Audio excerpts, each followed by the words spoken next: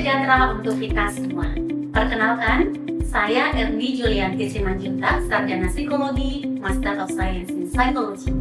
Saya adalah dosen dari program studi Psikologi, Fakultas Psikologi, Universitas Pelita Harapan.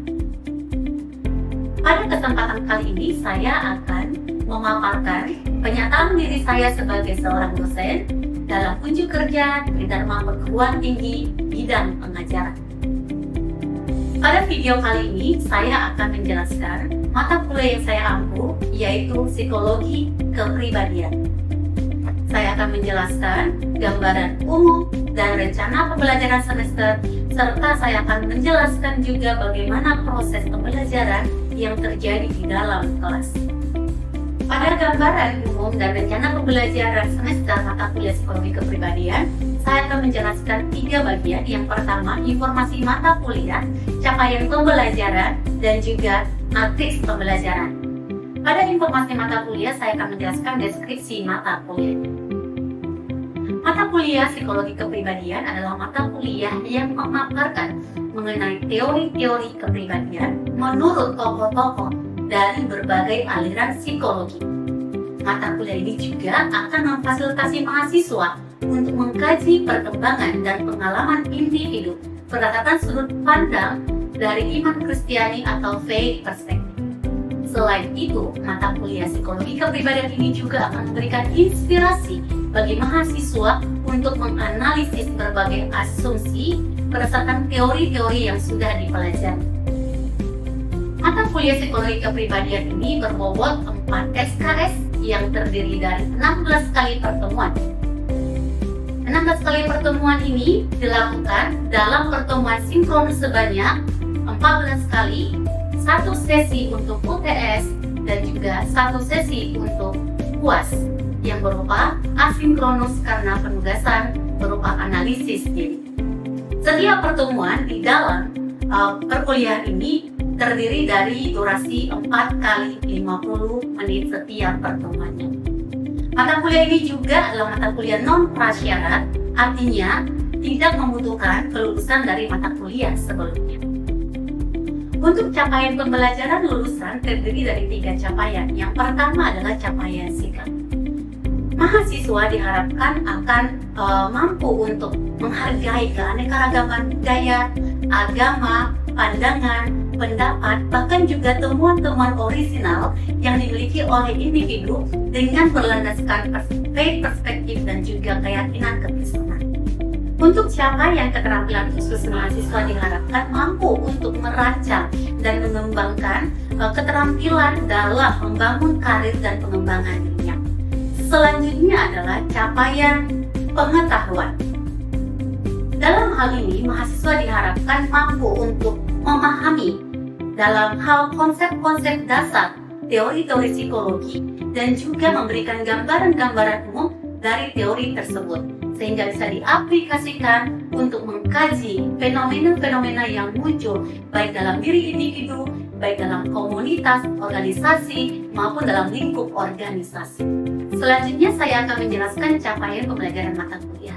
Terdapat 6 capaian pembelajaran mata kuliah atau CPMK, yaitu yang pertama, mahasiswa mampu menghargai keanekaragaman budaya, pendapat, dan juga pandangan orang lain.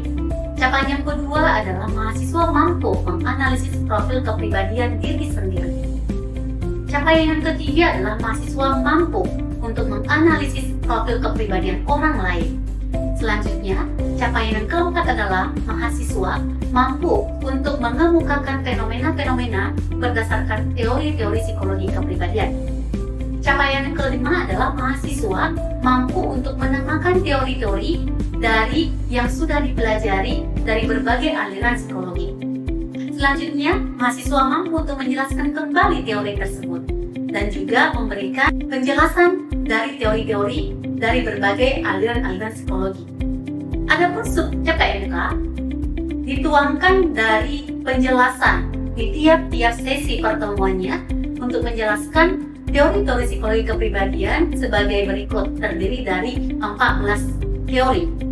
Untuk mata kuliah Psikologi Kepribadian, referensi utamanya adalah menggunakan Faith and Faith tahun 2018 dengan judul Theories of Personality dan juga tambahan sumber-sumber referensi pendukung diantaranya berikut ini. Metode pembelajaran yang diterapkan dalam mata kuliah ini terdiri dari 3 bagian. Yang pertama adalah sebelum kelas, mahasiswa diharapkan membaca materi pembelajaran dan menyimak video pembelajaran yang sudah diintegrasikan ke dalam Moodle mahasiswa. Yang kedua, selama pembelajaran di dalam kelas, mahasiswa akan mengikuti pemaparan materi oleh dosen dan juga akan mengikuti diskusi maupun tanya jawab di dalam kelompok-kelompok mahasiswa. Pada beberapa sesi dalam pertemuan, mahasiswa akan berdiskusi berkaitan dengan integrasi, faith perspektif, dan juga menonton film dan video pembelajaran. Setelah kelas selesai, maka mahasiswa juga akan mengikuti kegiatan diantaranya melakukan refleksi dan juga mereview pembelajaran mandiri. Kemudian mereka juga akan berdiskusi kelompok dan mengerjakan faith perspektif. Mereka juga akan mengerjakan post-test sebagai bagian dari evaluasi secara pengetahuan atau kognitif. Untuk metode penilaian, mata kuliah psikologi kepribadian ini akan dinilai dalam beberapa aspek aktivitas mulai dari UTS, UAS, tugas 1, tugas 2 dengan pemogotan sebagai berikut. Penilaian pada tiap-tiap aktivitas ini juga terdiri dari penilaian untuk individu dan juga penilaian untuk kelompok dengan tenggat waktu yang sudah ditentukan sejak awal. Demikian penjelasan untuk gambaran dan rencana pembelajaran pada mata kuliah psikologi kepribadian. Selanjutnya mari kita melihat cuplikan video proses interaksi dan pembelajaran di dalam kelas pada mata kuliah psikologi kepribadian. Selamat siang mahasiswa sekalian. Ya, kita kembali lagi ya di mata kuliah yang satu ini, yaitu psikologi kepribadian. Nah, mata kuliah kita kali ini sudah masuk ke pertemuan ke-13. Tidak terasa ya? Atau terasa gimana? Ternyata kita sudah melewati pertemuan-pertemuan sebelumnya. Nah, ada banyak materi, ada banyak teori yang sudah kita pelajari ya. Oke, kalau begitu kita harus review dong sedikit tentang materi yang sudah kita pelajari sebelumnya. Nah, materi sebelumnya kita sudah belajar berbagai teori dari sudut pandang dan aliran teori-teori psikologi. Nah, saya ingin bertanya nih, satu atau dua orang nih yang mau memberikan gitu ya pendapatnya tentang teori yang sudah dipelajari sebelumnya. Ada teori yang berkesan banget enggak? Karena sudah berkali pertemuan ya lewat. Ada? Oh, ada Evelyn. Silakan Evelyn.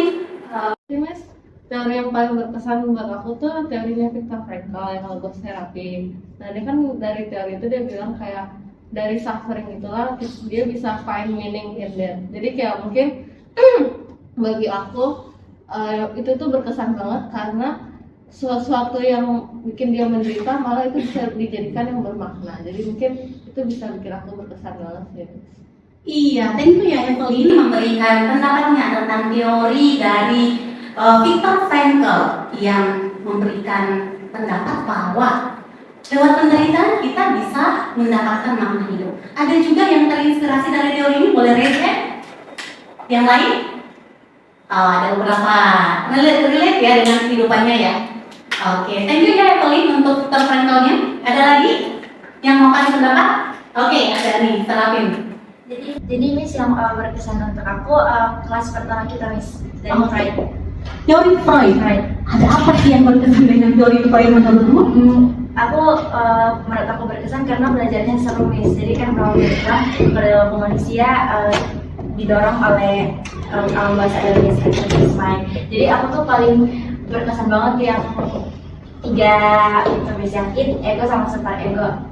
Nah itu sangat menjelaskan beberapa kejadian di pikiran aku gitu. Misalnya aku bisa menjawab pertanyaan-pertanyaan karena aku belajar teori Freud yang itu. Oke, ternyata pertemuan pertama itu berkesan ya. Dimulai dengan teorinya Bapak Freud gitu ya, yang sudah sangat lama gitu ya, di awal-awal dari teori psikologi kepribadian yang menjelaskan kalau ternyata alam bawah sadar itu berperan peran penting dalam pembentukan kepribadian atau karakteristik individu. Gitu ya, ada id, ego, superego.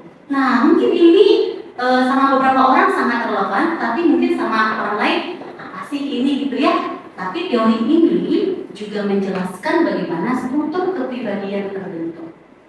Oke, ternyata tidak lupa ya dengan teori-teori sebelumnya. Nah, teori kali ini kita akan bergerak maju kepada aliran humanistik.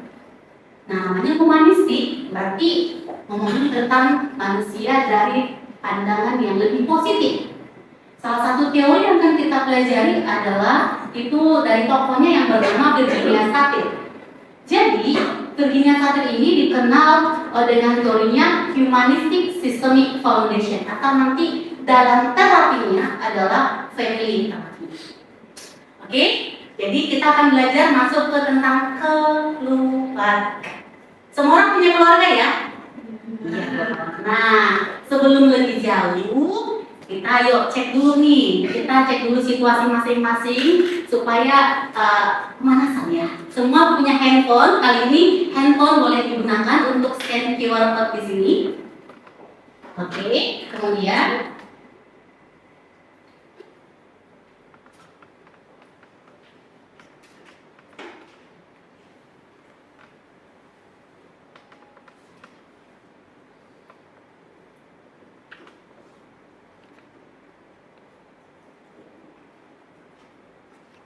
oke, sudah pada join?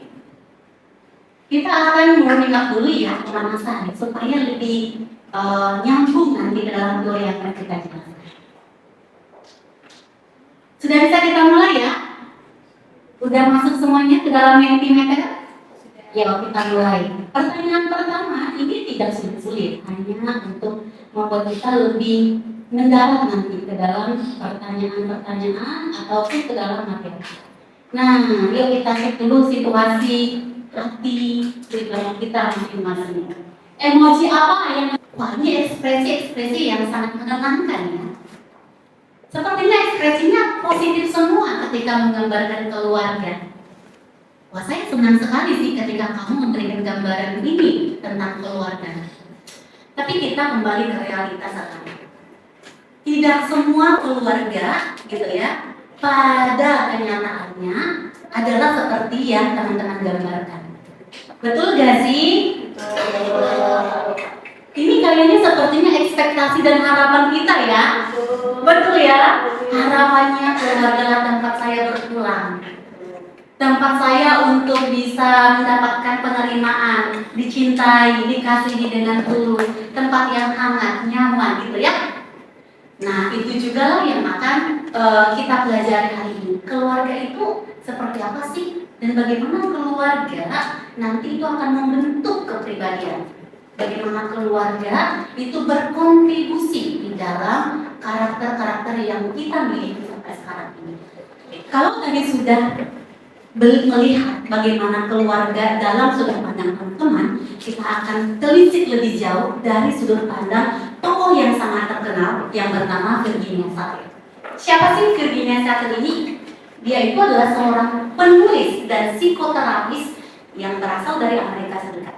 Nah, biografinya bisa kita lihat bersama-sama gitu ya, bahwa dia lahir di Wisconsin 26 Juli 1916. Oke. Nah, teman-teman, ini Virginia Satir ini sangat pintar ya.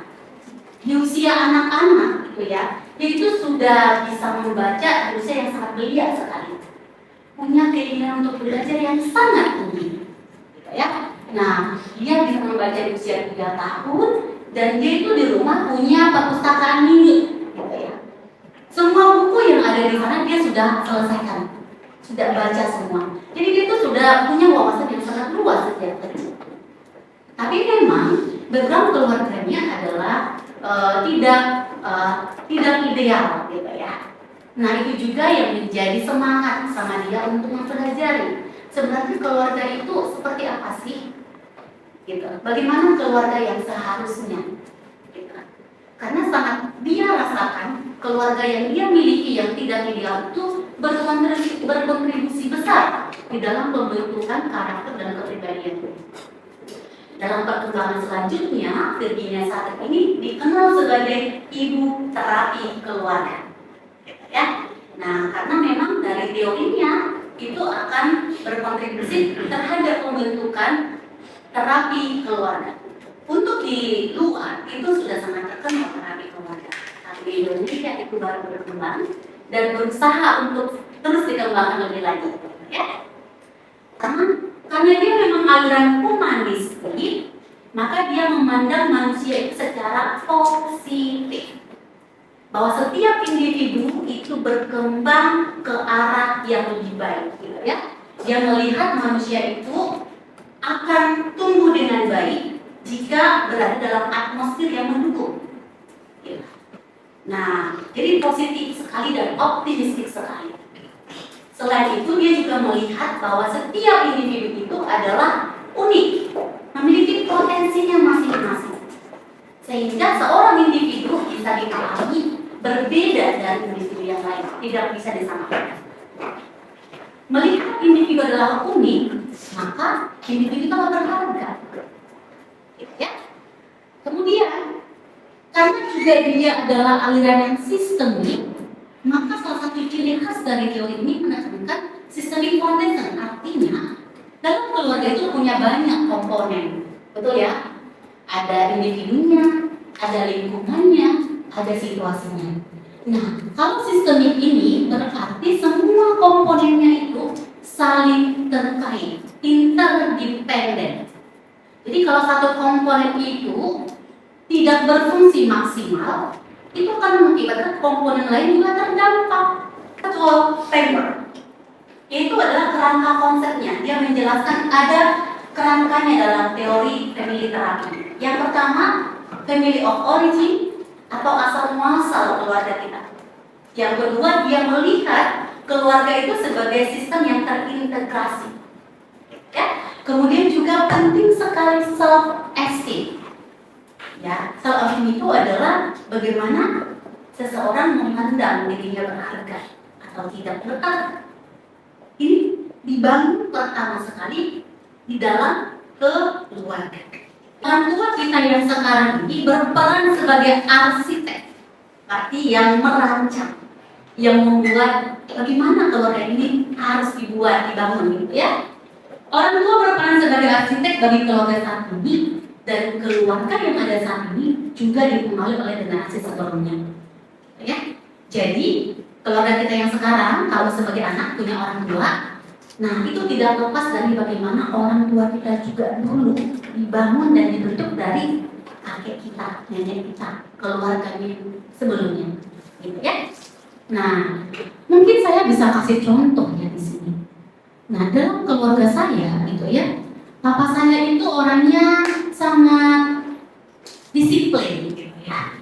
Jadi dalam soal waktu tidak boleh terlambat. Jadi ternyata itu diterapkan di keluarga sekarang. Ketika saya tanya begitu, kenapa?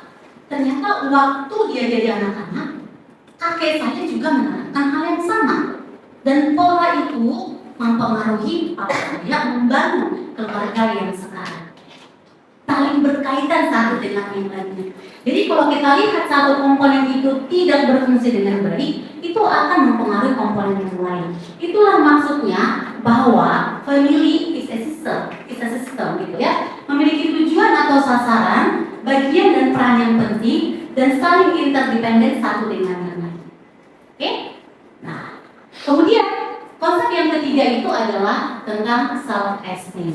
Sebelum saya jelaskan, kayaknya tadi saya udah bilang di awal, tapi ada yang ingin mendefinisikan kembali nggak sih apa itu self esteem dan contohnya? Ada yang mau kasih pendapat? Kalau kali ini kayaknya saya nanya ya. Saya mau tanya siapa ya? Nena deh. Ayo Nena, kamu punya pendapat atau ingat nggak ya apa itu self esteem? Menurut saya sendiri itu bagaimana saya percaya diri dengan diri saya sendiri, baik di lingkungan pertemanan, keluarga atau dimanapun, tapi itu sangat mempengaruhi dengan lingkungan kita, terutama keluarga dan lingkungan pertemanan kita, gitu kan, diri kita sendiri. Nah, benar ya. Jadi self esteem itu membangun rasa percaya diri kita. Itu adalah bagian yang sangat penting karena lebih jauh lagi self esteem itu adalah keberhargaan diri. Kamu merasa kamu layak, kamu merasa bahwa kamu itu diterima, kamu merasa bahwa kamu itu berharga dan bernilai. Kalau kamu punya gitu ya self esteem yang tinggi atau yang baik, maka rasa percaya diri kamu juga akan tinggi. Itu akan membuat kamu bisa survive ketika situasi sedang tidak baik atau kamu menghadapi suatu tantangan atau suatu masalah, gitu ya. Nah, kalau kita lihat di sini, self esteem itu adalah bagaimana seorang mampu menghargai diri sendiri dan memperlakukan dirinya dengan bermartabat, dicintai, menerima kekuatan dan kelemahan dirinya. Oke?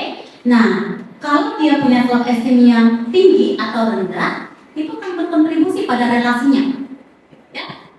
Juga bagaimana dia bisa menghadapi situasi-situasi yang tidak mudah dalam hidupnya. Ada berapa konsep tadi ya? Boleh kita ulang. Yang pertama apa?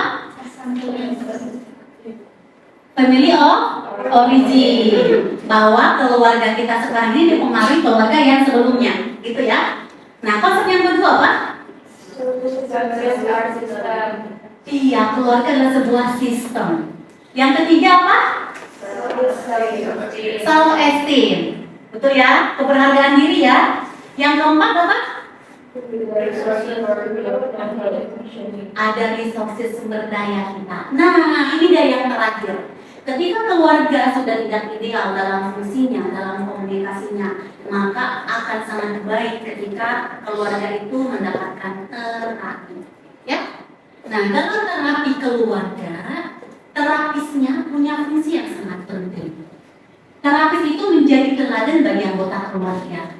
Dalam perannya sebagai terapis, dia harus mampu merespon dengan baik, memvalidasi emosi, gitu ya. Nah, kemudian juga dia harus mampu menciptakan model komunikasi yang baik untuk ditiru dan diteladani oleh keluarga tersebut. Makanya tidak mudah menjadi seorang terapis keluarga. Dan saat ini kayaknya tidak banyak gitu ya. Nah, tapi sangat penting. Kenapa? Karena dalam terapi keluarga biasanya akan mendatangkan semua anggota keluarga, akan terlibat semua anggota keluarga, orang tuanya dan anaknya. Ya, ada di sini yang pernah ikut terapi keluarga atau konseling keluarga? Belum. Oke. Tidak harus ketika bermasalah ya. Kalau kamu mau bertumbuh dengan lebih baik, gitu ya. Nah, bisa juga untuk konsultasi, ya. Nah, kita akan lihat bagaimana pentingnya komunikasi di dalam keluarga. Oke. Ada di sini nggak yang pernah memiliki konflik dalam keluarga karena salah paham dalam komunikasi? Ada? Pasti ya. Biasanya konflik atau masalah muncul karena salah paham dalam komunikasi. Nah, Virginia Satir menyampaikan bahwa komunikasi itu ibaratnya payung besar yang menaungi semua keluarga, termasuk anggotanya, sistemnya. Dan ketika payung ini tidak berfungsi dengan baik, coba bayangin, badai datang ya, kena dong, hujan datang, basah dong, ya. Nah, inilah juga yang menjadi sorotan penting dalam Virginia Satir dalam teorinya. Dia mengatakan bahwa komunikasi itu akan menjadi sebuah alat penting di dalam interaksi keluarga. Jadi nanti kita bisa lihat ada beberapa gaya bertahan hidup atau survival stances. Nah, ini ada 4 yang tidak sehat. Oke, dan ada 1 yang sehat. Yuk kita baca satu-satu ya. Yang sehat dulu dah. Yang satu itu apa? Kongruent. Yang tidak sehat ada?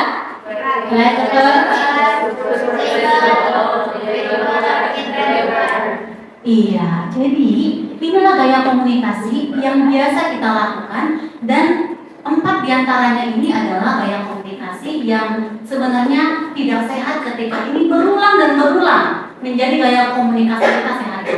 Yang pleasure itu adalah kecenderungan seorang untuk menyenangkan orang lain, gitu ya. Kemudian dia juga sering jadinya menyalahkan diri sendiri. Yang blamer sebaliknya, dia sering menyalahkan orang lain dan selalu merasa berkuasa, ya. Ada yang super reasonable, biasanya dia menghindari emosi, maunya logika aja yang bermain, hanya mengandalkan logika. Kemudian yang terakhir ini yang tidak sehat adalah irrelevant. Biasanya cenderung akan menghindari konflik dan mengalihkan topik, jadi tidak pernah menyelesaikan masalah, gitu ya, tidak pernah mengadres masalah yang sebenarnya. Oke, nah kalau kamu punya gaya-gaya yang seperti ini dan cenderung menetap atau konsisten, itu seharusnya diperbaiki. Menjadi apa? Menjadi gaya komunikasi yang baik, yaitu yang kongruent. Yang kongruent itu adalah gaya komunikasi yang ideal. Biasanya komunikasinya itu adalah seimbang. Dia akan melihat apa keinginan dirinya, dia akan melihat interaksinya dengan orang lain, dia akan melihat konteks sosialnya bagaimana.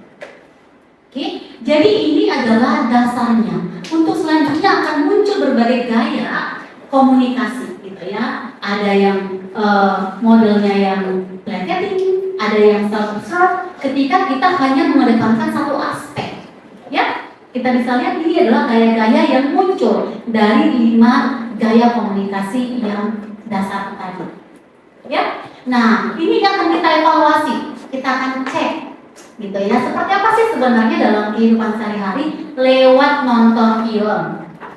Mau nonton?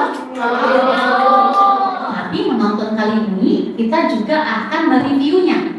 Kita menonton dan sambil belajar.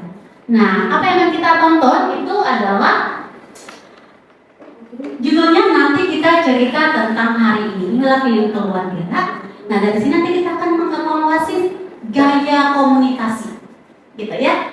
Nah, sebelum kita menonton, perhatikan beberapa panduan ini sambil mengingatnya dan kamu nanti lihat dalam videonya karena kita akan membahasnya. Yang pertama kamu akan melihat seperti apa sih gaya komunikasi para tokoh atau karakter di dalam film tersebut.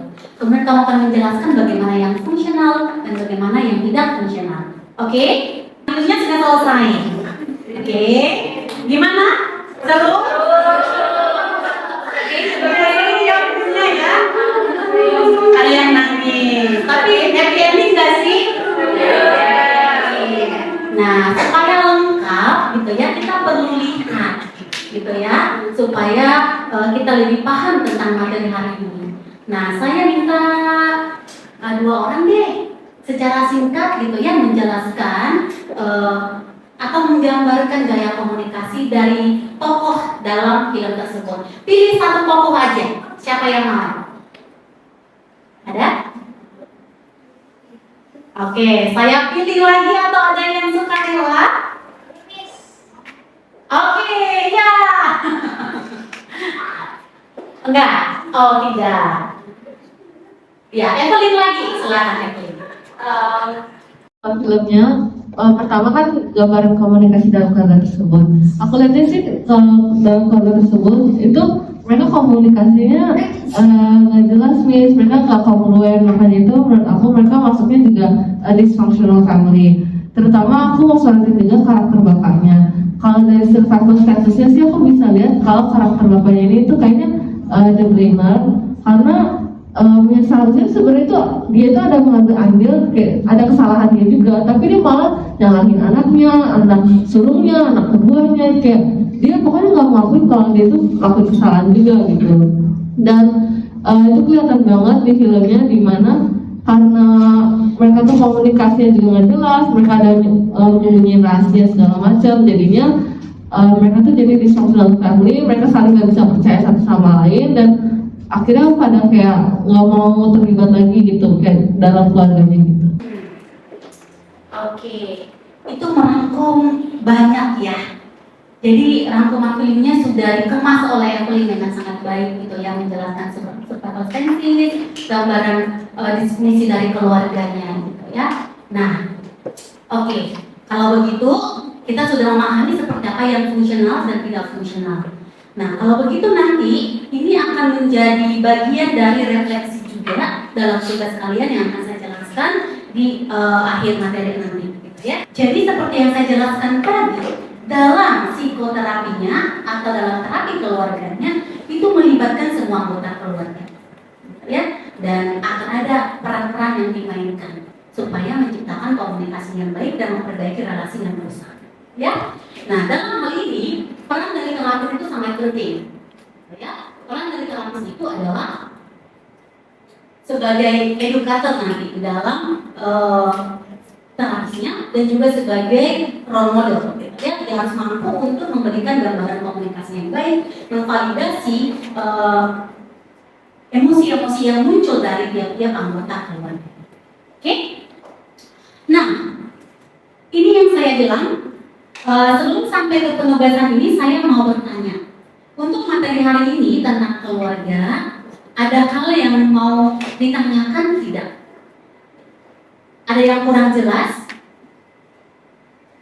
Ya, ada satu pertanyaan dari Lia. Silakan Lia.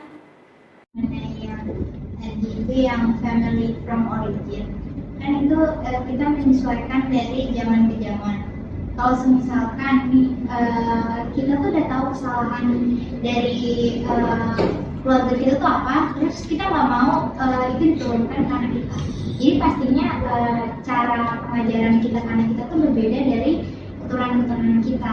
Apakah itu bisa dibilang mengembangkan yang baik, atau itu justru kita harus terapi dulu ke yang lebih berpengalaman supaya kita bisa lebih tahu sudut pandang yang lebih baik. Oke, pertanyaan sangat bagus, thank you Lia, gitu ya. Ketika kita sudah menyadari bahwa ada pola-pola gitu ya dalam keluarga maupun interaksinya yang tidak ideal, tidak baik dari keluarga kita yang sebelumnya, terus di mana ya Miss, gitu ya. Nah, tadi sebenarnya jawabannya sudah langsung dia berikan, betul ya, bahwa memutus, gitu ya, memutus pola yang tidak baik dari keluarga sebelumnya itu langkah yang paling tepat. Ya, tapi apakah saya tahu ini udah benar atau tidak? Perlu nggak saya pergi ke terapis atau tidak, gitu ya? Nah, tidak ada salahnya untuk berkonsultasi kepada konselor atau terapi, ya. Kenapa? Karena itu akan menolong kita untuk lebih maksimal, gitu ya, dalam membangun keluarga yang lebih fungsional. Nah, tapi dengan belajar kali ini kamu kan sudah tahu juga ya beberapa pola-pola yang tidak baik, udah ya? Nah, kalau kamu sudah tahu dan lihat di dalam keluarga yang sekarang ada pola-pola yang demikian, kamu sudah punya antisipasi dong ketika kamu nanti akan membentuk keluarga. Betul? Iya. Dan juga dalam keluarga yang sekarang kamu bisa mulai memperbaiki komunikasi, gitu ya, supaya dampak-dampak yang tidak baik itu bisa diminimalisir. Sekalipun tidak akan bisa sepenuhnya karena sudah terbentuk dari yang sebelumnya, gitu ya. Kira-kira menjawab nggak ya? Menjawab. Oke, terima kasih ya. Kan analisis diri kamu dan memilih satu teori ya. Bisa juga menggunakan teori yang baru kita pelajari dengan sistematika penulisan laporan seperti ini. Oke, disubmit pada instruksi yang sudah ada di dalam model. Oke, bisa? Nah, untuk menguji pemahaman yang baru saja kita sudah pelajari, ini ada kuis bermain gitu ya, sambil bermain untuk melihat pemahaman kita tentang keluarga menurut Virginia Satir. Silakan masuk ke dalam Playground dengan QR code di sini dan kita akan mulai kuisnya setelah semuanya join. Nah, terima kasih ya untuk hari ini. Teman-teman mahasiswa sudah mengikuti perkuliahan. Kita sudah sampai dari perkuliahan. Jangan lupa, gitu ya, untuk tugas yang sudah diberikan dikerjakan dengan maksimal. Dan kita akan ketemu lagi di minggu depan di jam dan waktu yang sama. Terima kasih. Selamat siang.